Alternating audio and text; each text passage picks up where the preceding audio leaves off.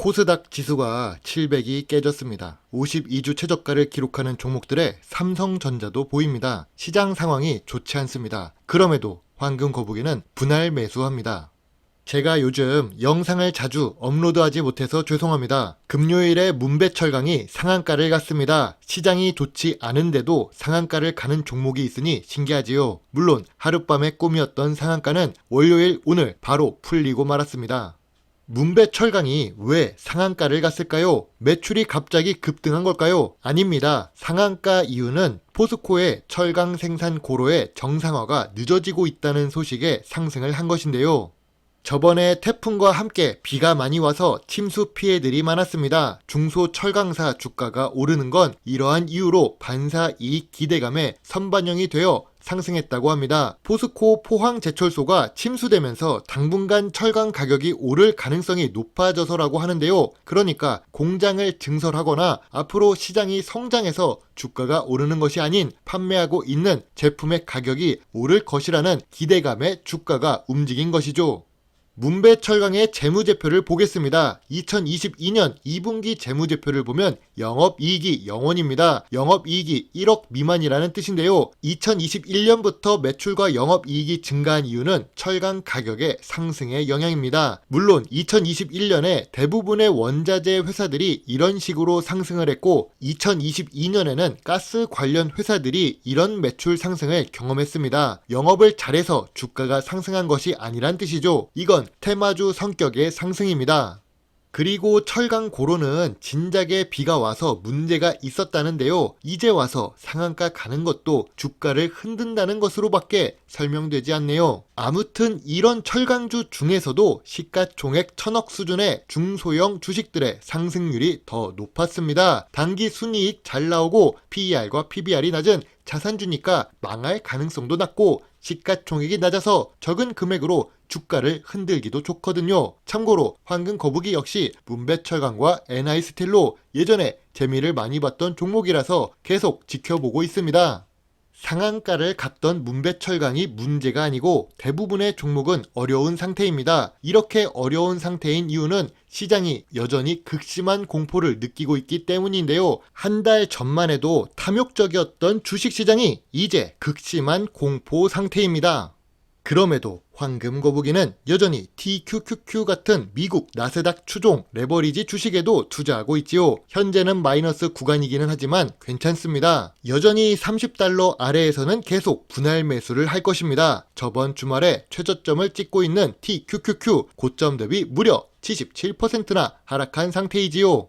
한국의 코스피도 마찬가지입니다. 그런데 뉴스에서는 요즘 금리가 상승했기 때문에 주가가 내려간다고 하는데요. 2008년 금융위기 당시에는 정말로 부채 관리를 안 한 기업들이 문제가 많이 생겼던 시기입니다. 코스피 지수가 2000포인트에서 반 이상 빠지면서 900포인트로 내려갔던 시기입니다. 달러가 무려 1,500원 후반, 그러니까 1,600원 가까이 올랐던 시기이죠. 2020년 3월 전염병 시기에는 어떨까요? 환율이 1,300원대까지 올라갔었습니다. 그런데 요즘 코스피 지수를 보면 정말 방어를 잘하고 있는 중인데요. 물론 주식을 보유하고 있는 입장에서는 정말 어려운 시장이기도 합니다. 예전보다는 덜 하다는 것을 알고 계시는 것이 좋을 것 같네요.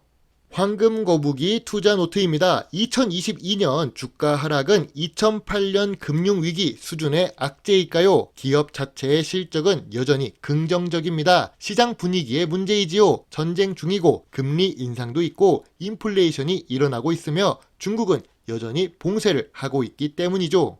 하지만 2022년 3분기 영업이익률 30% 이상 예상되는 기업이 이렇게나 많습니다. 자산주가 아니라 대부분 반도체, 바이오, IT, 게임 주식들입니다. 기업 자체의 실적이 좋게 나오는 분야는 계속 있다는 것이죠. 단순히 인플레이션 효과로 오른 것이 아니라 꾸준히 투자와 시장 성장이 있었기 때문입니다. 어려웠던 2020년과 2021년을 경험하면서도 말입니다.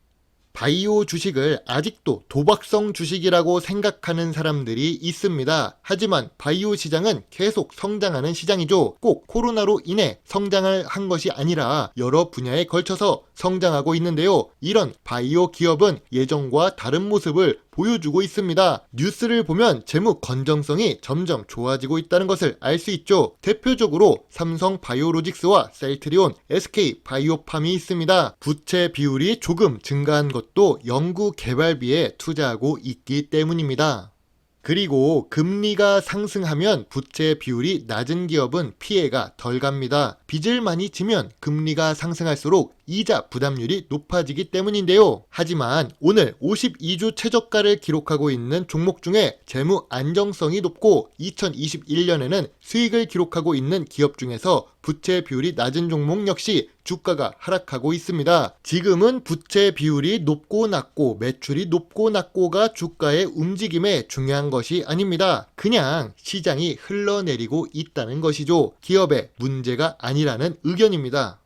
황금 거북이는 그동안 저평가 배당주 및 성장주 위주로 영상을 만들고 있습니다. 지금 시장을 보면 2020년 3월 19일이 기억이 나네요. 우리는 바닥을 모르고 있었고 두려웠을 뿐입니다. 하지만 시장은 언제나 해답을 찾았죠. 결국 시장의 흐름을 따른다면 미래 성장성이 높은 종목들은 괜찮을 것입니다. 매년 매출액도 증가하고 있고 영업이익도 꾸준히 기록하는 종목들 말입니다. 미국에서는 TQQQ와 같은 ETF가 최저가를 기록하고 있으니 저평가 구간이라고 생각하고 진입하는 것도 좋고, 대한민국 같은 경우 IT, 바이오, 반도체, 인공지능, 스마트팜에 투자하는 시기라고 생각됩니다. 지금은 기업이 문제라서 하락했던 1997년의 IMF와 2008년 금융위기 같지 않습니다. 부채 비율이 낮고 재무 상태가 좋은데도 불구하고 하락하는 시장입니다. 좋은 주식은 단기간에 주가가 배신할지라도 장기간에 보면 좋은 수익을 낼 것입니다. 황금 거북이는 여러분과 함께하고 있으며 코스피 2450 아래에서는 매수 포지션을 끝까지 유지할 계획이죠. 물론 투자의 책임은 매수 매도 단출들은 본인에게 있다는 것을 잊지 말아주세요. 오늘도 긴 영상을 시청해 주셔서 감사합니다. 좋게 봐주셨다면 구독과 좋아요를 눌러주세요. 감사합니다. 황금 거북입니다.